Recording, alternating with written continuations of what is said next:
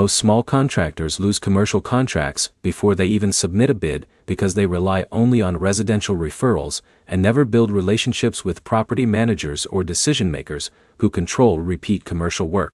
By the end of this, you'll know how to get commercial contracts as a small contractor, how to reach the right people, and how to position your business so you actually get considered for repeat commercial jobs. Commercial contracts don't come from random marketing. They come from consistent visibility and direct access to the people who manage buildings, facilities, and ongoing maintenance budgets. The first step is identifying property managers and facility decision-makers in your local area.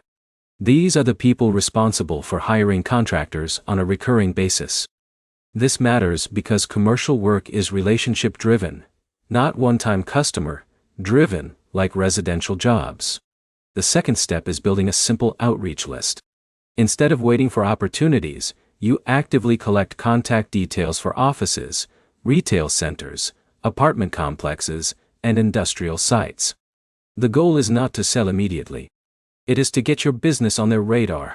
The third step is offering a clear service package instead of one-off quotes. Commercial clients prefer predictable pricing and consistent service over custom pricing every time. This makes you easier to hire and easier to compare against other contractors. The fourth step is showing reliability before asking for large contracts.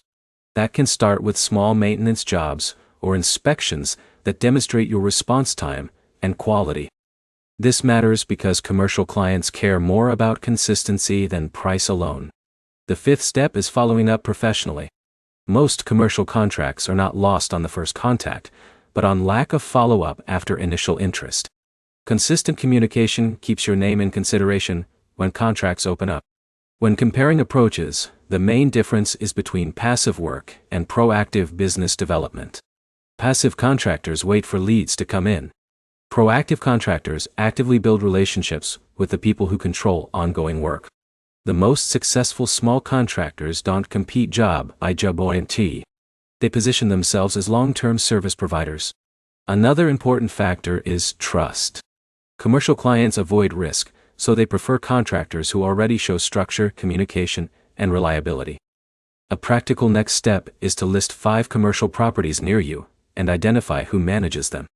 That single step starts the process of moving from residential-only work into commercial opportunities. If this helped you understand how to get commercial contracts as a small contractor, like the video and subscribe for more clear breakdowns of contractor growth and business systems.